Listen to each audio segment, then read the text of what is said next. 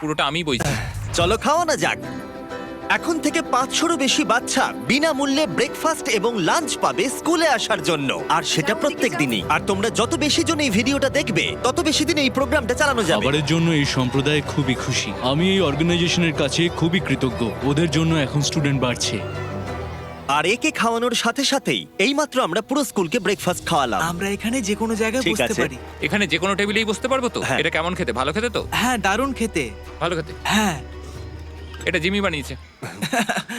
আমি বানাতেই পারি। আর আমাদের মিল প্রোগ্রামের জন্য স্কুলের উপস্থিতি দ্রুত হারে বেড়ে গেল, তাই এবার ওদের ক্লাসরুমগুলোকে আপগ্রেড করতে হবে। ওদের স্কুলের ডেস্ক এতই কম যে কয়েকজন স্টুডেন্টকে পাথরের ওপরে বসতে হয়। আমার মনে হয় একটা ডেস্কে 4 জন থাকা উচিত নয়। একদমই, এই ডেস্কে মাত্র 2টো বাচ্চাই বসতে পারে, সত্যি 4 জন নয়। ওদের নতুন ডেস্ক চাই কিনা জিজ্ঞাসা করো। তোমাদের কি ক্লাসে নতুন ডেস্ক চাই?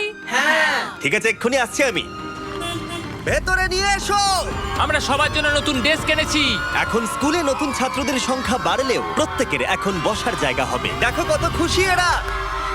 চলো এবার নামানো যাক। ভিডিওটা খুব প্রিয় হতে চলেছে।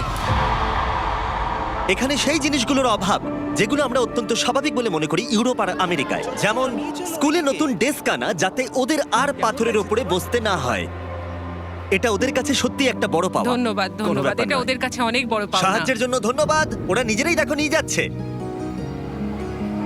নতুন ডেস্ক ভালো লেগেছে তো? হ্যাঁ, হ্যাঁ। স্বাভাবিকভাবেই ওরা এতগুলো বাচ্চাদের জন্য ব্রেকফাস্ট আর লাঞ্চ তৈরি করতে পারে না এই ছোট্ট রান্নাঘরে। আর সেই জন্য আমরা ওদেরকে তৈরি করে দিলাম এই ব্র্যান্ড নিউ কিচেন। এর পাশাপাশি আমরা স্কুলে একটা কূপ খননও করেছি, সাথে ওয়াটার স্টোরেজও। এছাড়া একটা গ্রিন হাউস, আর ক্যামেরাটা ঘোরাও, একটা ফার্ম। আমরা এই স্কুলে যা যা লাগে তাই দেওয়ার চেষ্টা করছি। আর পাশের স্কুলগুলোতে একই অভাব থাকার জন্য আমরা তৈরি করেছি একটা বিশাল ফার্ম থেকে এইরকম। আর এ হলো জাস্টিস, যে ফার্ম চালায়। ওলেলে সিবা ফার্মে আপনাদের স্বাগত। আমাদের ফার্মটা 2 ভাগে বিভক্ত। এক ভাগের খাবার সরাসরি স্কুলে যায়, আর এক ভাগের খাবার আমরা স্থানীয় মানুষজনদের সেল করি, যারা আমাদের এই নন প্রফিট অর্গানাইজেশনটা চালাতে সাহায্য করে। আর যেহেতু এখন এই ফার্মগুলো